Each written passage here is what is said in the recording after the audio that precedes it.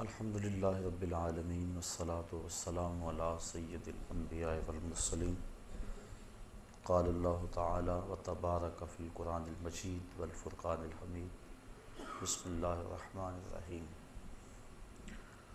قل ان کان آباؤکم و ابناؤکم و اخوانکم و ازواجکم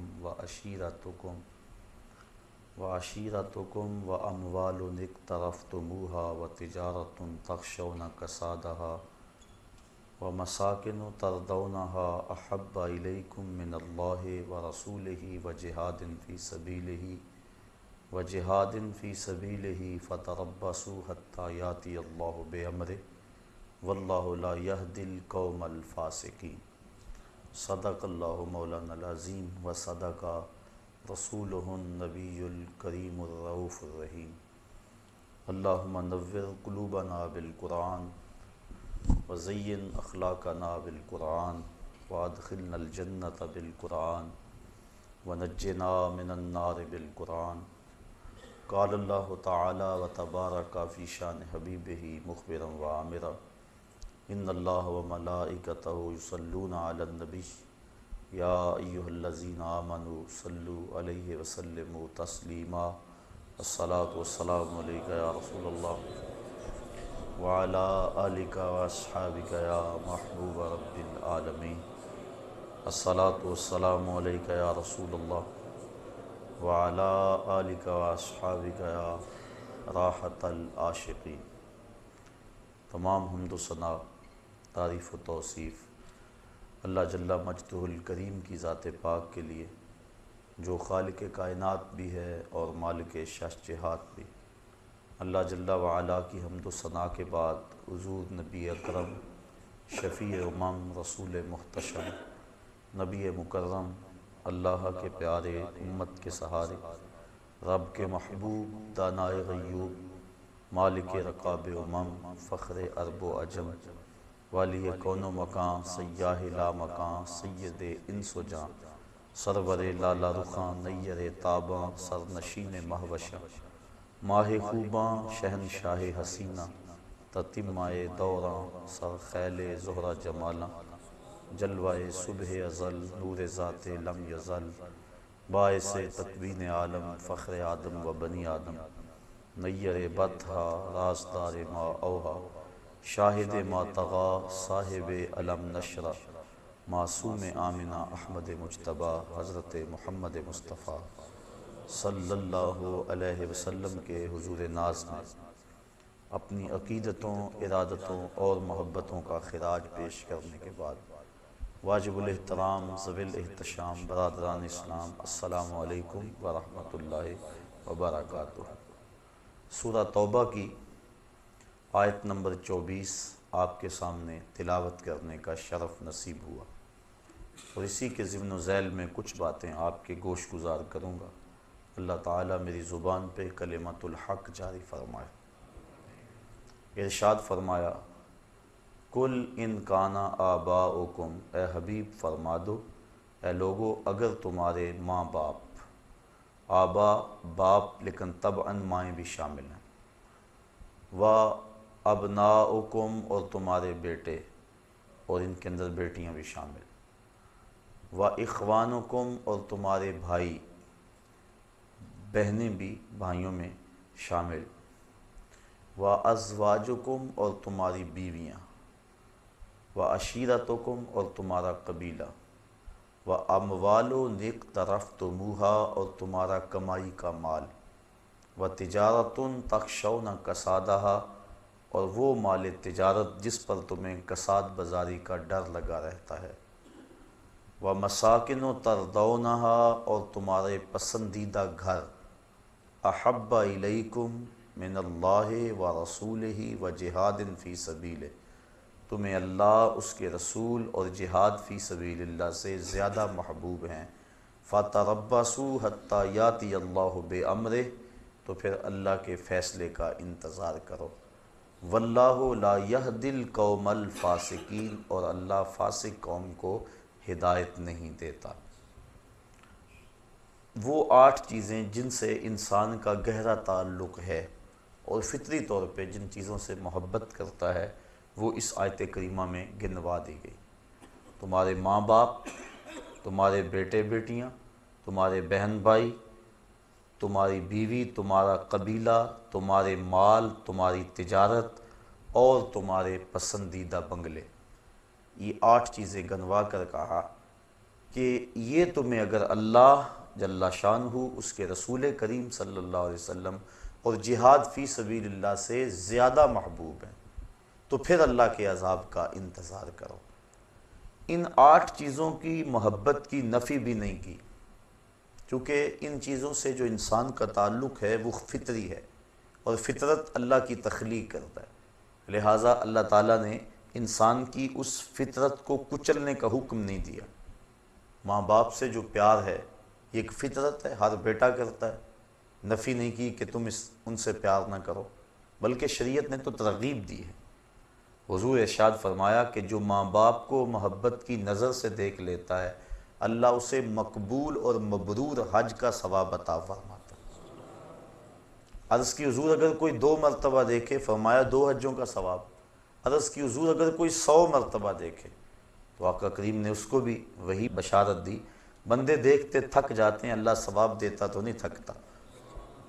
تو والدین کے چہرے کو محبت کی نظر سے دیکھنا یہ مبرور حج کا ثواب ہوتا ہے، اور انسان کو اس پہ اجر دیا گیا ہے۔ والدین کی خدمت کو ترجیحی بنیادوں پہ بیان فرمایا گیا۔ جب ایک شخص حضور کی خدمت میں حاضر ہوا، عرض کی حضور میں جہاد پہ جانا چاہتا ہوں، تو آقا کریم نے اس کو سوالن ارشاد فرمایا، احی والدا کا، کیا تیرے والدین زندہ ہیں؟ قال نعم، عرض کی ہاں حضور زندہ ہیں۔ قال ففیہما فجاہد، کہا ان کی خدمت کر، یہ تیرا جہاد ہے۔ تو جب ماں باپ بوڑھے ہوں، ان کو خدمت کی ضرورت ہو، تو اس وقت ان کی خدمت ہی بہت بڑی نیکی اور بہت بڑا ثواب ہے۔ ماں باپ بیماری میں تڑپ رہے ہیں اور بیٹا جہاد کرنے جا رہا ہے، شریعت نے حوصلہ شکنی کی ہے۔ ماں باپ کو بیٹوں کی خدمت کی ضرورت ہے اور وہ تبلیغی چلے پہ جا رہے ہیں، گشت کر رہے ہیں، اسلام نے اس کی نفی کی ہے۔ ماں باپ کو ضرورت ہے، ماں فالج میں گری ہوئی ہے اور بیٹا پیر کے دربار پہ جا کے جھاڑو پھیر رہا ہے، شریعت نے اس کی حوصلہ افزائی نہیں کی۔ کہا احی والدا کا، قال نعم، قال ففیہما فجاہد، کہا ان کی خدمت کر، یہ تیرا جہاد ہے۔ تو والدین کی خدمت کی ملازمت ضروری ہے، اور ان کی رضا میں اللہ کی رضا ہے، ان کی ناراضگی میں اللہ کی ناراضگی ہے۔ یعنی اگر انسان والدین کو راضی رکھتا ہے تو اللہ کی رضا کا سبب ہے، اور ان کی ناراضگی اللہ جل شانہ کی ناراضگی کا سبب ہے، اس لیے ان کو راضی رکھنے کا حکم دیا گیا اور تاکید فرمائی گئی۔ حضرت اویس کرنی رضی اللہ تعالیٰ عنہ ماں کی خدمت چھوڑ کر شرف صحابیت سے ممتاز ہونے کے لیے نہیں آئے، لیکن اس کے باوجود حضور کا پیار ملاحظہ ہو کہ آپ اپنی قبا کے بٹن کھول کے یمن کی طرف رخ کر کے کھڑے ہو جاتے ہیں اور فرماتے ہیں مجھے یمن کی طرف سے یار کی خوشبو آ رہی ہے۔ کسی نے کہا حضور وہ اتنا ہی آپ سے پیار کرنے والا ہے جس کا نام آپ لے رہے ہیں، تو وہ آپ کی زیارت کے لیے کیوں نہیں آتا؟ کوئی کہاں سے آ گیا، کوئی کہاں سے آ گیا، اور وہ یمن سے نہیں آ رہا، یمن تو اتنا دور بھی نہیں۔ فرمایا اس کی بوڑھی اور نابینا ماں ہے جس کی خدمت اسے میرے حضور آنے سے روکے ہوئے، اور پھر بلکہ صحابہ کو فرمایا اویس بن عامر کو ملنا، اس کی نشانیاں بیان کی، اور فرمایا جب اس سے ملاقات کرو تو میری امت کی بخشش کی دعا کا کہنا۔ یعنی دوسروں کے لیے اس بات کو عملی طور پہ سامنے رکھا کہ جو ماں کی خدمت کرتا ہے اس کی دعائیں قبول ہوتی۔ اور پھر جب حضرت عمر فاروق اور حضرت علی المرتضیٰ حاضر ہوئے رضی اللہ تعالیٰ عنہما اور حضور کا سلام بھی پیش کیا، تو ویسے کرنی تڑپ اٹھے اور بار بار کہتے تھے بتاؤ حضور کے لبوں پہ میرا نام کیسے آیا تھا، کیسے لب کھلے تھے اور کیسے اویس کا لفظ لبوں پہ آیا تھا۔ تو کہا اتنا جو تجھے پیار ہے تو پھر حضور کو ملنے کیوں نہیں آیا، حضور کی زیارت کے لیے کیوں نہیں آیا؟ کہا تم نے میرے رسول کی زیارت کی ہے؟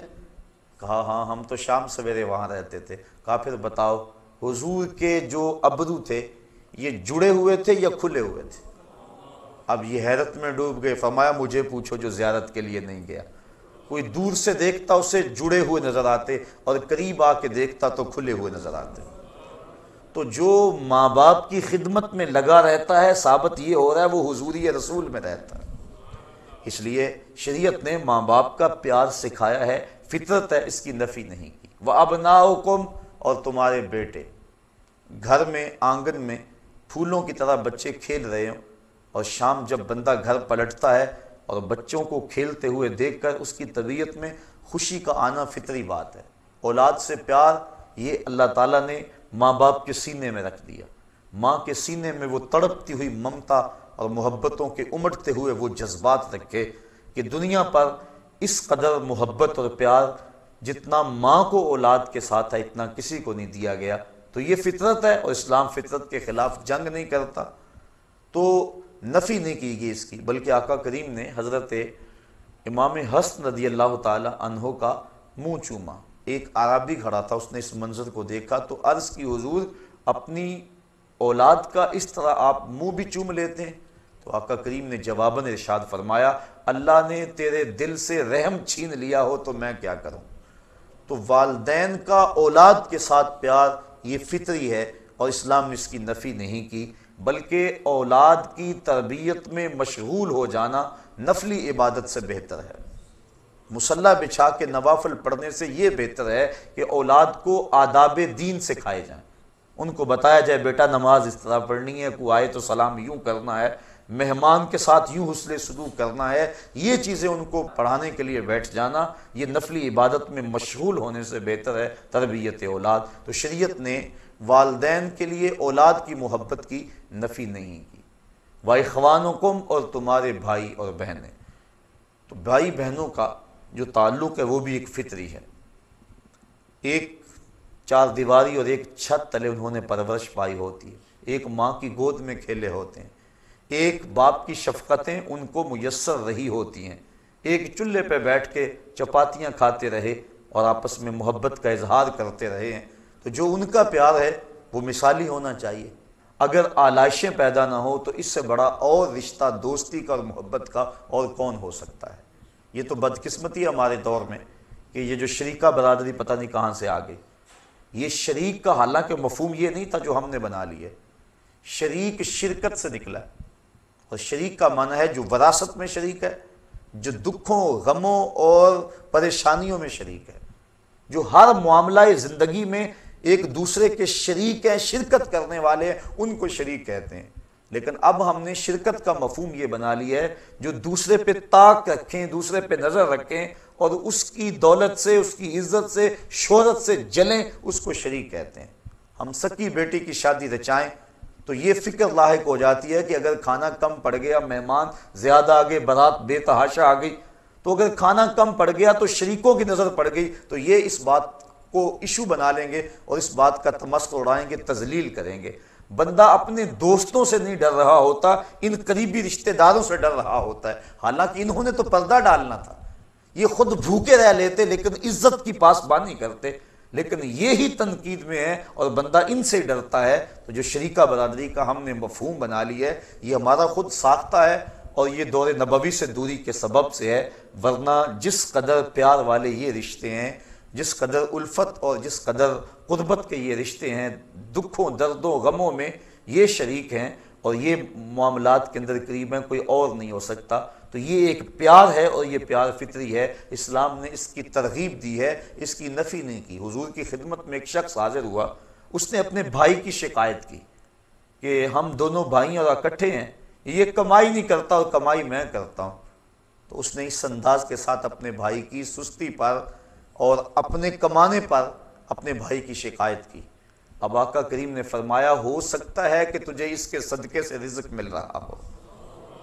تو اب دیکھیے یہ لوگوں کو آپس میں جوڑنے والی باتیں ہیں، اور انسان جب اس انداز سے سوچنے لگ جائے تو یقیناً اس کے اندر برکت ہی برکت ہوتی ہے۔ لیکن آج ہمارے سوچنے کے زاویے ہی اور ہو گئے ہیں۔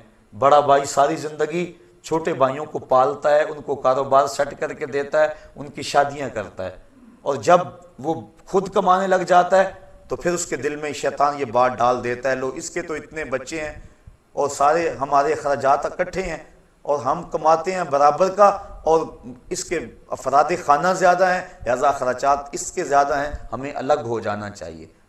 الگ لوگ ہوتے آئے ہیں، میں اس کی نفی نہیں کر رہا اور نہ شریعت نے اس کی نفی کی ہے، لیکن ایسی چھوٹی سوچیں یہ کم از کم ایک مسلمان کو زیبا نہیں ہے۔ تو بھائیوں کا پیار مثالی ہونا چاہیے، شریعت نے اس کی ترغیب دلائی ہے۔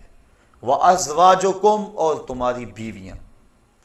بیوی پاؤں کا جوتا ہوتی ہے، یہ زمانہ جاہلیت کی باتیں ہیں، اسلام نے اس کی نفی کی ہے اور بیوی کو محبوبہ کی مسند پہ بٹھایا ہے۔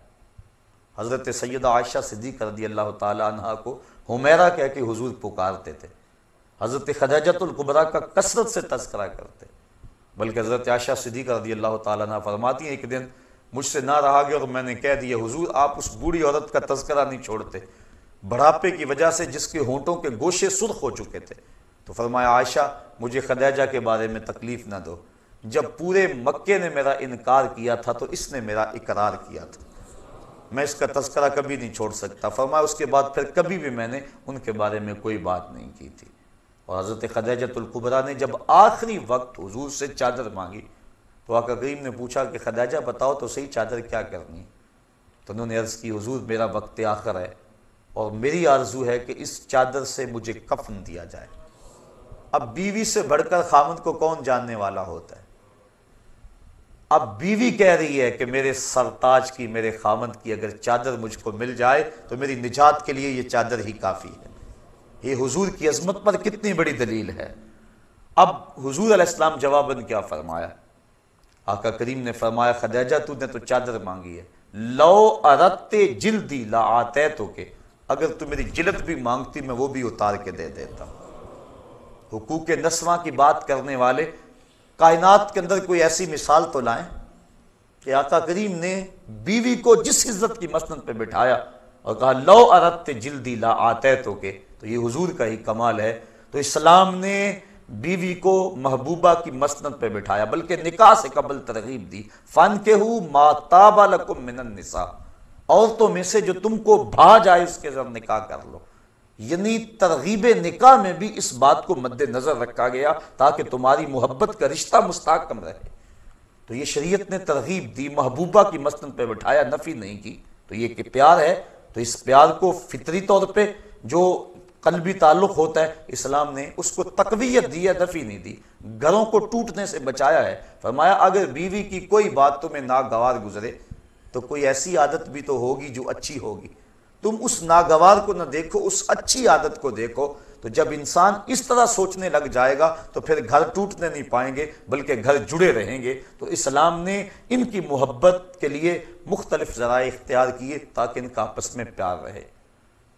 وَعَشِيرَتُكُمْ، اور تمہارے قبیلے، خاندان، جو برادریاں ہیں، برادریوں کی اسلام نے نفی نہیں کی، بلکہ یہ تعارف اور پہچان کے لیے مختلف برادریاں ہیں، لیکن تفاخر کے لیے نہیں ہیں۔ ہمارے دیہاتوں میں یہ جو چودھری کمی کا تصور ہے، اسلام نے اس کی بنیادی طور پہ نفی کی ہے۔ کسی غریب، امیر، گورے، کالے اور دولت کی بنیاد پر جو ہے وہ تقسیم ہم نہیں کر سکتے۔ ان اکرمکم عند اللہ اتقاکم، تم میں سے اللہ کے نزدیک عزت والا وہ ہے جو زیادہ متقی ہے۔ برادریاں تفاخر کا باعث نہیں ہیں بلکہ یہ پہچان کے لیے، عرفان کے لیے۔ شریعت نے مساوات کا درس دیا ہے۔ حضور علیہ السلام نے جب اعلان نبوت کیا اور نبوت کا نور گھر گھر پہنچا تو حضرت اسود، اللہ اکبر، حضور کی خدمت میں حاضر ہوئے۔ یہ اسود کہتے عربی میں کالے کو، سخت کالے رنگ کے تھے اور کوئی شخص ان کو اپنے پاس بٹھانے کے لیے تیار نہیں تھا۔ ایک غلام دوسرے کالے رنگ کے، انتہائی جو ہے وہ رنگت میں سیاہی، عرب میں سب سے کالے رنگ کے یہ شخص تھے۔ عرض کی حضور اگر میں اسلام لاؤں تو مجھے کیا ملے گا؟ فرمایا جو ابو بکر و عمر کو ملا وہی تمہیں ملے گا، جو حقوق و فرائض ان کے ہوں گے وہی حقوق و فرائض تیرے ہوں گے، اور اگر جس صف میں وہ کھڑے ہوں گے اسی صف میں تو کھڑا ہوگا، اور اگر اتفاق سے تو پہلے آ جائے اور بعد میں آئے تو اگلی صف میں کھڑا ہوگا، وہ پچھلی صف میں کھڑے ہوں گے۔ کوئی اتھارٹی نہیں ہے کسی کے پاس کہ تجھے اگلی صف سے اٹھا کر پچھلی صف میں کر دیں کہ تو کالا ہے، تو غلام ہے، تیری رنگت میں سفیدی نہیں ہے، تو سرخ رنگ کا مالک نہیں ہے۔ یہ اسلام کا دیا ہوا نظام ہے، یہ اسلام کا دیا ہوا مساوات کا درس ہے۔ تو برادریاں، قبیلے، ان سے انسان کا تعلق ہے لیکن تفاخر کے طور پہ نہیں بلکہ پہچان کے لیے ہیں، تو ان سے جو انسان کی رغبت ہے، اپنی برادری سے جو انسان کی اپنائیت ہے، اسلام نے اس کی نفی نہیں کی، یہ ایک فطری بات ہے، انسان رجحان رکھتا ہے۔ وَأَمْوَالُ اقْتَرَفْتُمُوهَا، اور تمہارے کمائی کے مال، شریعت نے اس کی بھی نفی نہیں کی کہ تم مال نہ کماؤ۔ یہ بعض شخصیات یا تنظیمات یا مختلف فکر و فلسفہ دینے والے اس بات کی بڑے زور سے نفی کرتے ہیں کہ مال نہیں ہونا چاہیے، جبکہ شریعت اسلامیہ میں اس کی اس انداز سے نفی نہیں ہے۔ کسی ملک کی یا فرد کی یا قوم کی اگر معیشت ہی نہیں ہے تو وہ قوم کس طرح ترقی کی راہیں حاصل کر سکتی ہے؟ آج آپ دیکھتے ہیں کہ چائنا سپر پاور بننے جا رہا ہے، کیا وجہ ہے؟ صرف اس کی معیشت کو استحکام ہے۔ جب کسی قوم کی معیشت درست ہوگی اور مستحکم ہوگی تو وہ قوم آگے بڑھ جائے گی، اور اس دور کا سب سے بڑا بمپ معیشت ہے۔ اگر کسی قوم کی معیشت نہیں ہے، چاہے اس کے پاس ٹیلنٹ جتنا مرضی موجود ہے، جتنے مرضی اس کے پاس صلاحیتیں موجود ہیں، اس قوم کو کبھی بھی رہنما نہیں مانا جاتا۔ تو معاش ہر دور کے اندر عزتوں کا سبب رہا ہے، معاش کی وجہ سے کسی کو معزز جاننا، اس کی نفی کی گئی ہے، لیکن ہر دور میں تقریباً رہا یہی ہے کہ جس کے پاس دولت کی کثرت ہوتی ہے اس کی رائے کو معتبر سمجھا جاتا ہے اور وہی قیادت کا اہل سمجھا جاتا ہے۔ تو اس لیے معاش پہ قبضہ ہونا اور معیشت کا مستحکم ہونا یہ ضروری ہے، اسلام نے اس کی نفی نہیں کی ہے۔ دنیا بھی بہتر ہو، آخرت بھی بہتر ہو۔ شاید میں نے کسی درس میں عرض بھی کیا تھا کہ ایک شخص حضور کی خدمت میں حاضر ہوا اور اس کی حالت سخت کمزور تھی، جس طرح چوزا کمزور ہوتا ہے اس طرح وہ کمزور تھے۔ حضور نے اس صحابی کو دیکھ کر فرمایا کہ تیری یہ حالت کیا ہوئی؟ تو اس نے عرض کی حضور میں نے اللہ سے ایک دعا مانگی کہ جو دکھ، تکلیفیں، اذیتیں، عذاب آخرت میں میرے مقدر کے ہیں وہ دنیا پہ آ جائیں تاکہ میں دنیا سے فارغ ہو کے آخرت میں صاف ہو کے جاؤں۔ بظاہر بڑی خوبصورت دعا تھی، لیکن حضور نے اس کو اس دعا پر داد نہیں دی۔ فرمایا تو نے یہ کیوں کہا کہ جو دکھ آنے ہیں آخرت میں نہ آئیں اس کے حصے کے دنیا پہ آ جائیں؟ فرمایا تو نے یہ کیوں نہیں کہا ربنا آتنا فی الدنیا حسنۃ وفی الآخرۃ حسنۃ، اے اللہ مجھے دنیا میں بھی بہتریاں دے دے، آخرت میں بھی بہتریاں دے دے۔ تو بندہ مومن دو جہانوں کی بہتریاں مانگتا ہے، یہ نہیں یہاں دب کے ہی رہیں، امریکہ کے تھلے لگ کے رہیں یہی ہمارا مقدور ہے، یہ مسلمان کا مزاج نہیں ہے۔ بلکہ مسلمان کا مزاج کیا ہے؟ وَالَّذِي أَرْسَلَ رَسُولَهُ بِالْهُدَى وَدِينِ الْحَقِّ لِيُظْهِرَهُ عَلَى الدِّينِ كُلِّهِ، اللہ نے رسول کو حق کے ساتھ مبعوث کیا ہے تاکہ یہ دین تمام دینوں پہ غالب آ جائے۔ غلبہ اسلام یہ ہمارا خواب ہے، اور اس کی تعبیر کے لیے ہم نے حالات کے مطابق ہر ذریعے کو جو شریعت کے کسی ضابطے سے نہ ٹکراتا ہو اسے اختیار کرنا ہوگا۔ لہٰذا اگر مال کی نفی کی جائے تو زکوٰۃ کہاں ہوگی؟ اگر مال کی نفی کر دی جائے تو حج پر جو استطاعت کی شرط ہے وہ پھر کس کھاتے میں جائے گی؟ اس لیے یہ ذہن دینا قوم کو، یہ سوچ دینی کہ جو ہے وہ مومن کا کیا تعلق مال سے، تجارت سے، کاروبار سے، یہ مسلمانوں کو کمزور کرنے والی بات ہے۔ اور بطور حوالہ میں آپ کے سامنے برطانیہ کی نو آبادیاتی وزارت کا جاسوس مسٹر ہیمفر، جس نے سلطنت عثمانیہ کو توڑنے کے لیے اہم کردار ادا کیا ہے، اس کی یادداشتیں اب مرتب ہو کے چھپ کے آ گئی ہیں، مارکیٹ میں دستیاب ہے۔ سلطنت عثمانیہ کو اس جاسوس نے اس پر محنت کی اور اس کے لیے اس نے بڑا ورک کیا، اور اس حکومت کو توڑنے کے لیے اقبال بھی چیخا تھا، دیکھ مسجد میں شکست رشتہ تسبیح شیخ، اور بت کدے میں برہمن کی پختہ زناری بھی دیکھ، چاک کر دی ترک نادان خلافت کی قبا، سادگی مسلم کی دیکھ اوروں کی عیاری بھی دیکھ۔ تو وہ جو مسٹر ہیمفر تھا جس نے کام کیا برطانوی نوآبادیاتی وزارت کے جاسوس کے طور پہ یہاں عرب میں، تو اس نے بیان کیا اپنی یادداشتوں کے اندر کہ مجھے 15-16 پوائنٹس پہ کام کرنے کا کہا گیا اور اس پہ میں نے کام کیا۔ ان میں سے 2 چیزیں یہ تھیں کہ مسلمانوں کو یہ ذہن دینا کہ تمہارا کاروبار اور تجارت سے تعلق نہیں ہے، تم اللہ والے لوگ ہو، تسبیح پکڑو اور کسی حجرے میں بیٹھ جاؤ۔ یہ چیز راسخ کرنی تاکہ قوم کا زیادہ حصہ اس سمت آ جائے اور قوم مفلوج ہو جائے۔ اور دوسرا یہ ذہن دینا کہ تمہارا سیاست سے تعلق نہیں ہے، اور سیاست کو دین سے الگ کر کے پیش کیا جائے، تاکہ جو علماء اور مشائخ کا طبقہ ہے، جو قائدین ہیں، اور وہ اس سے دستبردار ہو جائیں اور قوم سیاست سے الگ تھلگ ہو جائے، اور ان لوگوں کے ہاتھ میں سیاست رہے کہ جو مذہبی حمیت اور غیرت نہیں رکھتی، تو نتیجتاً ان سے حکومت چھیننا اور ان کے اوپر جو یلغار ہم کرنا چاہ رہے ہیں وہ ان کے اوپر آسان ہو جائے۔ تو وہ کہتا ہے مجھے ان 16-17 کاموں میں سے 2 کام یہ سونپے گئے تھے، اور اس نے پوری شدت اور پوری محنت کے ساتھ اس پہ کام کیا کہ مسلمانوں کو ذہن دیا جائے کہ تمہارا تجارت سے کیا غرض، کاروبار سے کیا غرض، اور تمہارا سیاست سے کیا غرض، تم سیاسی نہیں ہوتے ہو۔ آج بھی ہم میں سے کئی لوگ ہیں جو کہتے ہیں ہم غیر سیاسی ہیں۔ مسلمان قدم قدم پہ سیاسی ہے، وہ سوچتا ہے عالم اسلام کے فروغ کے لیے، عالم اسلام کی بقا کے لیے، عالم اسلام کو تمام ادیان پہ غالب کرنے کے لیے، دین اسلام کو وہ منصوبہ بندی کرتا ہے، اور یہ اس کی سیاست ہے۔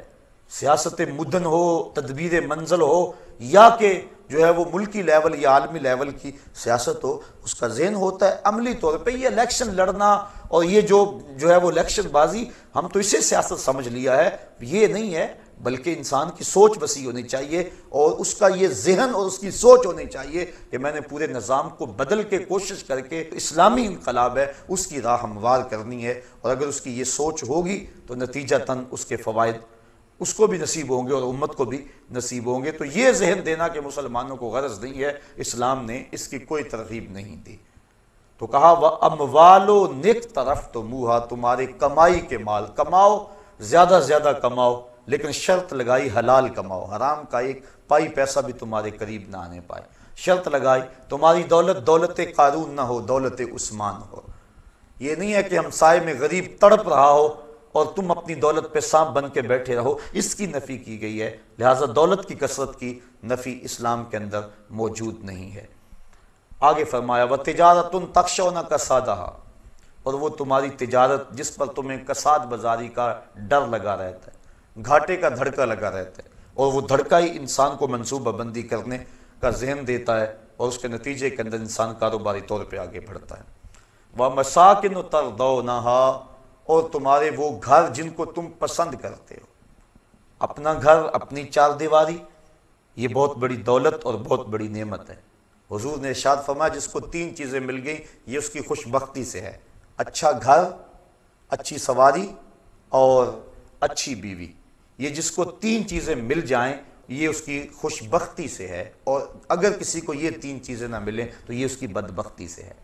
تو اچھا گھر یہ انسان کی آرزو ہے، تو ان سے پوچھو جو کرائے پہ رہتے ہیں، جب مالک مکان کہتا 8 دن کے اندر اندر گھر فارغ کرو، اور جوان بچیاں اب کدھر جائے، آگے مکان مل نہیں رہا، یہ اس سے کوئی پوچھے کہ وہ کس حال میں ہوتا ہے، تو اسلام نے نفی نہیں کی۔ ہاں گھر ضرورت کے لیے ہو، تفاخر کے لیے نہ ہو، احساس لوگوں کو دینے کے لیے، اپنی ٹھاٹ باٹ کا اظہار کرنے کے لیے، اس کی نفی کی۔ گنبد نما مکانوں کی تعمیر کو شریعت میں ناپسند کیا گیا، لیکن آسودگی کا گھر، ضرورت کا گھر، اس کا حساب نہیں ہوگا، لیکن جو ضرورت سے زائد ہوگا اس کا حساب ہوگا۔ 3 چیزوں کا حساب نہیں ہوگا، ستر عورت کے لیے جو کپڑا پہنا جاتا ہے، دوسرا ضرورت کا مکان، اور تیسرا بھوک کے وقت کھانا اور پینا۔ ان 3 چیزوں کا قیامت کے دن حساب نہیں ہوگا۔ اس کے علاوہ ثم لتسألن یومئذ عن النعیم، ہر نعمت کے بارے میں بندے سے پوچھا جائے گا اور اس سے سوال کیا جائے گا۔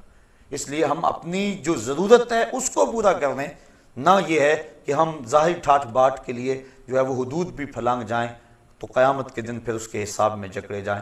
حضرت غوث اعظم نے جو مکان کے حوالے سے بات کہی ہے وہ اس طرح کے مکان کے بارے میں کہی ہے۔ فرمایا مکان بنا رہا ہے، بسیں گے اور حساب تو دے گا۔ تو شریعت نے جو ہے وہ مکان کی نفی نہیں کی، اس کے انداز کی نفی کی۔ حضور نے خود حجرات تعمیر کیے تھے ازواج کے لیے، لیکن وہ اتنے اونچے نہیں تھے، بلکہ زمین پہ کھڑے ہو کے ان کی چھت کو ہاتھ لگ جاتا تھا۔ تو شریعت نے اس کی نفی نہیں کی مکان کی، اس کے انداز کی نفی ہے۔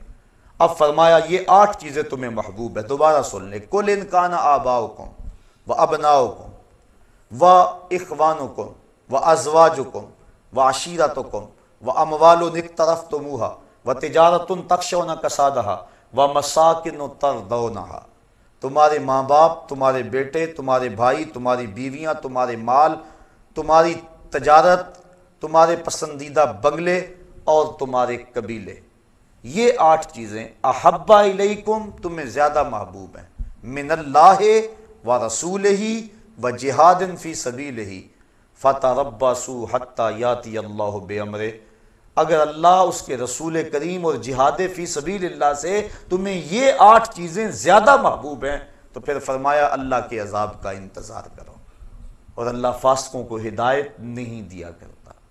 اب ان 8 چیزوں سے جو تعلق ہے اور محبت کا جو رشتہ فطری ہے، اسلام نے اس کی نفی کیے بغیر موازنہ کا حکم دیا کہ تم ایک پلڑے میں ان 8 چیزوں کی محبت رکھ لو، اور ایک پلڑے میں اللہ اور اس کے رسول کریم کی محبت کو رکھو، جہاد فی سبیل اللہ کی محبت کو رکھو، اور پھر وزن کرو۔ اگر جہاد فی سبیل اللہ، رسول کریم اور اللہ جل شانہ کی محبت کا پلڑا وزن پہ ہے، اور یہ اس مقابلے میں کوئی حیثیت نہیں رکھتی 8 چیزیں، تو پھر تشکر کے سجدے کرو کہ مالک کی کرم نوازی ہو گئی۔ لیکن اگر یہ چیزیں آگے ہوں اور اللہ اس کے رسول اور جہاد فی سبیل اللہ یہ پیچھے چلے جائیں، تو پھر اللہ فرماتا ہے میرے عذاب کا انتظار کرو۔ اب میں اور آپ نے اپنے آپ کو اپنے ضمیر میں خود عدالت لگا کے ترازو گاڑ کے ہم دیکھ سکتے ہیں کہ ہم کس سمت ہیں اور ہمارا وزن کس پلڑے میں جاتا ہے۔ زبان سے دعویٰ کر لینا، کہہ لینا یہ آسان کام ہے، لیکن جب کبھی انسان کو آزمائش کا موقع انسان پر آئے اس وقت اس کی پرکھ ہوتی ہے۔ اقبال کہتا ہے جہاں میں تو کسی دیوار سے نہ ٹکرایا، کسے خبر کہ تو سنگ خارا ہے یا کہ زجاج۔ جب تک تو دیوار سے نہیں ٹکرائے گا کیسے پتا چلے گا کہ تو سخت پتھر ہے یا کہ شیشہ ہے؟ جب دیوار سے ٹکرائے گا تو پتا چلے گا کہ تو کیا ہے، شیشہ ہے یا پتھر ہے۔ جب تک بندہ امتحان گاہ میں نہیں آتا اتنی دیر تک تو نہیں پتا چلتا، جب امتحان گاہ میں آتا ہے اس وقت پتا چلتا ہے کیا ہے۔ ویسے تو ہر چمکتی چیز سونا نظر آتی، لیکن جب ٹکسالی میں ڈالا جائے پھر پتا چلتا ہے سونا ہے یا پیتل ہے۔ اب میں اور آپ امتحان گاہ میں اپنے آپ کو کھڑا کر کے دیکھیں کہ اس وقت جب مصیبت بن جائے، ایک طرف اللہ اس کے رسول اور جہاد فی سبیل اللہ ہوں اور دوسری طرف یہ رشتے ہوں اور موازنہ کرنا پڑ جائے، اس وقت ہم کس سمت ہوتے ہیں۔ ایک سادی مثال لے لیتے ہیں، شادی کا موقع تھا، افراد خانہ نے کہا اتنی دیر تک مزہ تو نہیں آئے گا جتنی دیر تک نیم برہنہ لباس میں رسم حنا کے نام سے بے حیائی کا مظاہرہ نہیں ہوگا۔ اب بندہ پریشان ہو گیا، کیا کروں؟ ایک تو وہ ہیں جو پریشان ہی نہیں ہوتے، وہ تو موازنہ نہیں نہ کرتے، چھوڑو ان کی۔ بندہ پریشان ہو گیا، اب کیا کروں؟ بیٹیاں کہہ رہی ہیں، بیٹوں کی بھی رائے یہی ہے، بیوی بھی اسی پلڑے میں وزن دیتی ہے۔ بوڑھی ماں سے پوچھا، باپ سے پوچھو نا کیا کریں؟ بیٹا بچوں کی بات ماننی پڑتی ہے، نیا زمانہ آ گیا، ہم تو پرانے ہو گئے۔ اب برادری نے بھی کہا کہ تو الگ ہونا برادری سے، یہ تو سب کے رسوم و رواج ہے، تو کو الگ نہیں آیا ہے۔ مال بھی سر اٹھاتا ہے کہ اتنی دولت نمائش کب ہوگی، اتنے بڑا تجارتی نیٹ ورک وہ بھی سر اٹھایا اندر سے، اس نے بھی، بھائیوں نے بھی یہی کہا، رشتہ داروں نے بھی یہی کہا۔ یہ جو سارے 8 کے 8 رشتے تھے یہ ایک سمت کھڑے ہو گئے، اور دوسری سمت سورہ نور کی آیتیں کھڑی ہو گئیں۔ خبردار اگر عورت گھر کی دہلیز میں اتنے زور سے قدم رکھے کہ اس کے پاؤں میں پڑے ہوئے پازیب کی چھنکار باہر گلی میں گزرتے ہوئے غیر مرد کے کانوں تک پہنچے، شریعت نے اس پہ بھی قدغن لگا دی۔ رسول کریم کی حدیث آ کھڑی ہوئی، ربا قاسیات آریات یوم القیامہ، بہت ساری عورتیں جو لباس پہنتی تھیں لیکن قیامت کے دن برہنہ اٹھائی جائیں گی، کیونکہ ان کا لباس ان کے اعضاء کا ساتر نہیں ہوگا بلکہ ان کے اعضاء کی نمائش کا سبب ہوگا۔ قیامت کے دن ان کو برہنہ اٹھایا جائے گا۔ یہ سارے حکم ایک سمت اور یہ سارے رشتے ایک طرف، اب بندہ درمیان میں کھڑا ہے۔ اب پتہ چلے گا نا کہ وہ زبان سے جو دعویٰ عشق رسول کرتا تھا، محبت الہی کا جو دعویٰ کرتا تھا، جو پیار کا دعویٰ کرتا تھا، اللہ اس کے رسول سے محبت کا دم بھرتا تھا، اب وہ کس سمجھ جاتا، اس کا وزن کس پڑے میں جاتا ہے۔ اگر وہ کہتا ہے کہ اب کیا کروں جی، مجبور ہوں، حالات ایسے ہیں، کوئی مانتا نہیں ہے، اور خوبی اس راہ کا مسافر بن گیا، تو ہم سمجھیں گے یہ زبانی جمع خرچ تھا۔ دعویٰ عشق رسول صرف زبان تک محدود تھا، اندر نہیں اترا عشق اس کے۔ اور اگر اس نے کہا میاں تیرے سارے رشتوں کو میں نے راضی کیا، تو کہتا تھا اگر ماموں ناراض رہا تو شادی کا مزہ نہیں آئے گا، چونکہ ماں کے چہرے پہ اداسی ہوگی۔ میں ساری رات ہاتھ جوڑ جوڑ کے اس کو منایا کہ نہیں؟ اگر چچا ناراض رہے تو لطف نہیں آئے گا، میں نے اس کو راضی کیا، فلاں ناراض رہا تو لطف نہیں آئے گا، میں نے سب کو راضی کیا، ہاتھ جوڑ جوڑ کے منایا، اور میں نے تیرے سارے رشتوں کو منا دیا، اور کیا گنبد خضرا کا مکین ناراض ہو جائے؟ بھلا ہو سکتا ہے کہ میں شادی میں حضور کو ناراض کر لوں، اللہ اس کے رسول کو ناراض کر لوں؟ تو یہ کبھی نہیں ہو سکتا۔ وہ ڈٹ کے کھڑا ہو گیا، جب یہ ڈٹ کے کھڑا ہو گیا اللہ کے فرشتے بھی نازل ہوئے اور اس پر مدد ہوئی، اور یہ سارے پلٹ کے اس کی سمت آ گئے، اس کو سرخروئی بھی ملی، عزت بھی ملی، اور اللہ اس کے رسول کا ساتھ اور رسول کی محبت بھی نصیب ہوئی۔ یہ تھا اس کا امتحان۔ لیکن اگر اس امتحان میں وہ کامیاب اور بامراد نہ ہوا تو پھر وہ زبان سے جمع خرچ کے علاوہ کچھ نہیں تھا۔ 2-4 مرتبہ اس آیت کو پڑھ لیں اور اس کا ترجمہ پڑھ لیں اور اپنے کچھ ترازو میں رکھ کے تولیں کہ ہم کہاں کھڑے ہیں اور اس آیت کے تقاضے کیا ہیں۔ کہا اگر تم نے ان رشتوں اور نعتوں کو اللہ، اس کے رسول اور جہاد فی سبیل اللہ سے زیادہ محبوب جانا تو فرمایا فَتَرَبَّصُوا حَتَّى يَأْتِيَ اللَّهُ بِأَمْرِهِ، پھر اللہ کے فیصلے کا انتظار کرو۔ اب اس کا فیصلہ کیا ہے؟ اللہ تعالیٰ کا فیصلہ کیا ہے جس کا انتظار کرنے کو کہا گیا؟ اس بات کو مبہم رکھا گیا، یعنی اس بات کو واضح نہیں کیا گیا کہ اللہ کے عذاب کی صورت کیا ہوگی۔ ہم سمجھتے ہیں آسمان سے پتھر اتریں تو یہی عذاب ہے، کسی کا گھر لٹ جائے تو یہی عذاب ہے، آسمان سے آگ برسے تو عذاب ہے، لیکن اللہ اگر کسی کے دل سے اپنی یاد چھین لے تو یہ عذاب نہیں ہے۔ وہ ایک شخص تھا، بڑا نام تھا اس کا، اچانک عیسائی ہو گیا۔ لوگ علماء بالخصوص اس کے پاس پہنچے تاکہ اس کو سمجھائیں کہ عیسائیت کی کس قدر نے تجھے متاثر کیا اور اسلام سے تو کیوں دور ہو گیا۔ اس نے جو واقعہ سنایا، پرانی بات ہے، اس نے کہا کہ میں ایک دن ٹھنڈے پانی سے وضو کیا، بڑی مشکل سے وضو کیا، مصلی پہ کھڑا ہوا میرا وضو جاتا رہا، لیکن مجھے دوبارہ طاقت نہیں تھی، یعنی سستی ایسی تھی کہ دوبارہ وضو کرنے کے لیے نہ جا سکا، اور میں بے وضو ہی کھڑا نماز پڑھتا رہا، لیکن ڈرتا بھی رہا کہ میں نماز کی توہین کر رہا ہوں، سجدوں کی توہین کر رہا ہوں، مصلی رسول کی توہین کر رہا ہوں، میرے اوپر کوئی اللہ کا عذاب نازل نہ ہو جائے۔ میں نماز پڑھتا بھی رہا اور اس ڈر میں بھی رہا۔ ساری نماز مکمل ہوگی، جب سلام پھیرا اتنے وقت تک میرے اوپر کوئی عذاب نہیں آیا تھا۔ میں نے کہا اسلام تو دین ہی سچا نہیں ہے۔ میں نے اسلام کو چھوڑا اور عیسائیت کو قبول کر لیا کہ میں نے توہین کی، مصلی رسول کی، اور میرے اوپر کوئی عذاب نہیں آیا، لہٰذا اسلام دین سچا نہیں۔ یہ تھا میرے عیسائی ہونے کا سبب۔ تو علماء نے کہا تو سمجھتا ہے میرے اوپر عذاب کوئی نہیں آیا، اس سے بڑا عذاب اور کیا ہو سکتا ہے؟ اللہ نے اپنا دین چھین لیا، اس سے کیا بڑا عذاب ہو سکتا ہے؟ اس نے اپنا دین چھین لیا تجھ سے۔ تو اب ذرا غور کیجئے، اللہ کسی سے اپنا دین چھین لے اور توفیق حق سلب کر لے تو اس سے بڑا عذاب کیا ہو سکتا ہے؟ تو اب فرمایا اگر تم ان رشتوں کو، ان چیزوں کو، ان 8 چیزوں کو اللہ جل شانہ، اس کے رسول کریم اور جہاد فی سبیل اللہ سے زیادہ محبوب جانو گے، فتربصوا، پھر انتظار کرو، حتی یاتی اللہ بامرہ، کہ اس کا فیصلہ آ جائے۔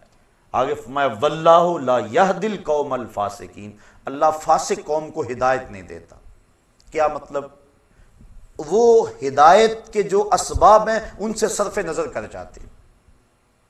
مجھے بڑی اچھی طرح یاد ہے، ہم بچے تھے بالکل، اپنے اساتذہ کے ہمراہ کہیں پیدل سفر پہ جا رہے تھے، راستے میں یہ جو بٹن ہوتے ہیں ان کی ایک پلاسٹک کی تھیلی ملی، ایک طالب علم نے شوق سے، خوشی سے کہ مجھے گمگشتہ چیز ملی، اٹھائی، اور استاد جی یہ دیکھو بٹن ملے ہیں۔ مان لگے بیٹا پھینک دو، مال لکتا ہے 6 ماہ تک کہاں اس کا مالک تلاش کرتے پھرو گے۔ بٹن پھینک دیے گئے، لیکن استادوں نے ٹھنڈی آ بھری۔ ہم نے پوچھا کیا ماجرا ہوا؟ مان لگے سمجھے نہیں اس کی تعبیر کیا ہے؟ کہا ہم تو نہیں سمجھ پائے، بٹن مل گئے پھینک دیے، کسی کے گر گئے ہوں گے۔ فرمایا بیٹا نہیں، ایسا نہیں ہے، بلکہ ہمیں تنبیہ کی گئی ہے کہ اپنے گریبان میں جھانک کے دیکھو۔ یہ جو ہمیں راستے سے اچانک بٹن ملے ہیں تو اس کا مطلب یہ ہمیں تنبیہ کی گئی ہے کہ ذرا اپنے گریبان میں جھانک کے دیکھو۔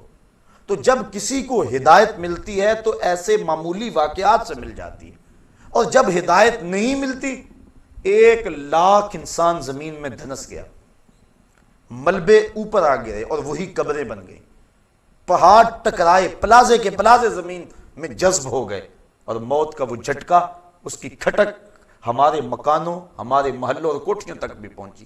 ایک جھٹکا اور لگ جاتا ہمارا بھی وہی حال ہونے والا تھا۔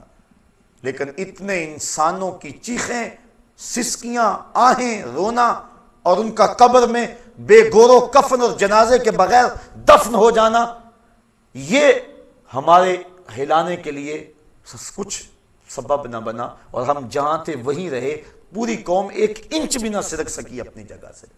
تو جب انسان اللہ، اس کے رسول اور جہاد فی سبیل اللہ سے جو ہے ان رشتوں کو ترجیح دیتا ہے، اللہ فرماتا ہے ایک تو میرا عذاب کا انتظار کرے، دوسرا ان فاسقوں کو پھر اللہ ہدایت نہیں دیا کرتا۔ بڑے بڑے سامان ہدایت کے آ جائیں لیکن وہ اس سے عبرت نہیں لیتے، بلکہ وہ اسی طرح زندگی گزارتے رہتے ہیں۔ ہم دیکھیں کہیں ایسا تو نہیں ہے کہ ان بدلتے ہوئے حالات کے باوجود بھی ہم عبرت کی راہوں پہ نہیں آ رہے، کہیں ایسا تو نہیں کہ ہمارے یہ رشتے اللہ اس کے رسول سے کہیں محبت میں زیادہ تو نہیں ہیں۔ ہم ضرور اپنے آپ کو دیکھیں، سوچیں، اس پہ تفکر کریں۔ صحابہ کی تو زندگی دیکھیے، ایک صحابی حضور کی خدمت میں حاضر ہوا، بیٹھا، سلام لیا، آقا نے جواب نہیں دیا، بڑا پریشان ہوا، عرض کی حضور مجھ سے کون سی غلطی ہو گئی کہ آپ نے میرے سلام کا جواب نہیں دیا؟ حضور کا ناراض ہو جانا صحابہ پر قیامت سے کم نہیں تھا۔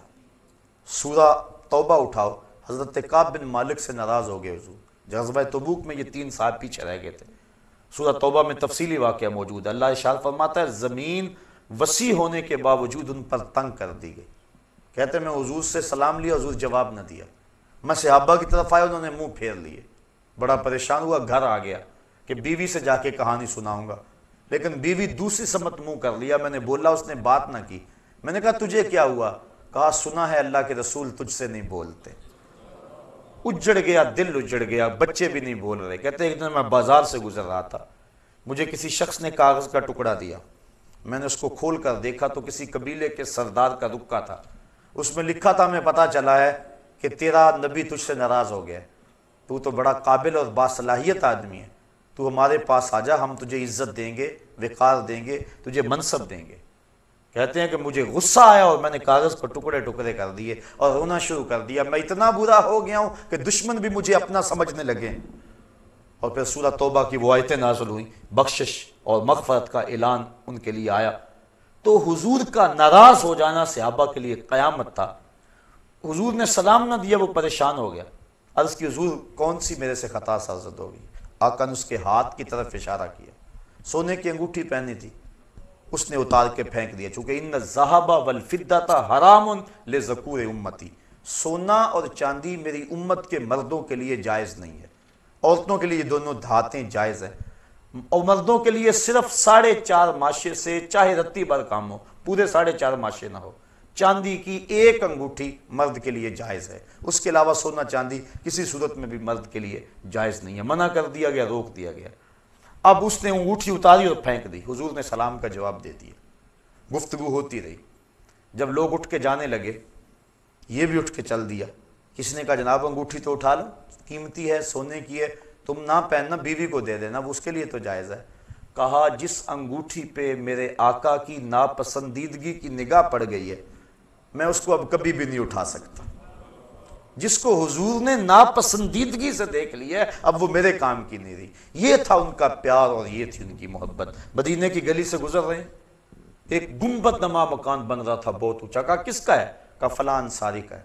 زبان سے کچھ نہیں کہا، چہرے پہ ناگواری کے آثار ظاہر ہوئے۔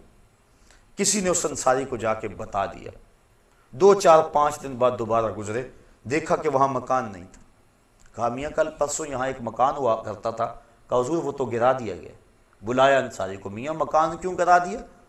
کہا سنا تھا آپ کو پسند نہیں، بس میں اس کے اندر بود و باش اور رہائش کیسے کر سکتا تھا جو آپ کو پسند نہیں ہے۔ اب دیکھ لیجئے یہ ہے ان کی محبت کہ حضور کی رضا کو کتنی اہمیت دیتے ہیں اور حضور کی ناراضگی سے کتنا ڈرتے ہیں۔ میں اور آپ اپنے آپ کو ذرا دیکھیں، ترازو کے ایک پلڑے میں رکھیں، اپنی محبتوں کو ایک پلڑے میں رکھیں، اللہ اس کے رسول کے ساتھ جو محبتیں ہیں ان کو ایک پلڑے میں رکھیں اور پھر وزن کریں۔ اور اس آیت کو سورہ توبہ کی آیت نمبر 24 ہے، کسی بھی مترجم کا ترجمہ پڑھ کے دیکھ لیں اور دیکھیں کہ قرآن کیا کہہ رہا ہے۔ ترجمہ پھر سن لیں، قُلْ إِنْ كَانَ آبَاؤُكُمْ، حبیب فرما دو اگر تمہارے ماں باپ و ابناؤکم تمہارے بیٹے، و اخوانکم تمہارے بھائی، و ازواجکم تمہاری بیویاں، و عشیرتکم تمہارے قبیلے، و اموال اقترفتموہا تمہارے کمائی کے مال، و تجارت تخشون کسادہا اور تمہاری وہ تجارت جس پر کساد بازاری کا ڈر لگا رہتا ہے، و مساکن ترضونہا اور تمہارے پسندیدہ گھر، احب الیکم تمہیں زیادہ محبوب ہیں، من اللہ و رسولہ و جہاد فی سبیلہ اللہ اس کے رسول اور جہاد فی سبیل اللہ سے، فتربصوا تو پھر انتظار کرو، حتی یاتی اللہ بامرہ کہ اللہ کا فیصلہ آ جائے، واللہ لا یہدی القوم الفاسقین اور اللہ فاسق قوم کو ہدایت نہیں دیا کرتا۔ اللہ قرآن مجید ہماری ہدایت کا ذریعہ بنائے اور ہمیں اس کا فہم، نور اور روشنی عطا فرمائے۔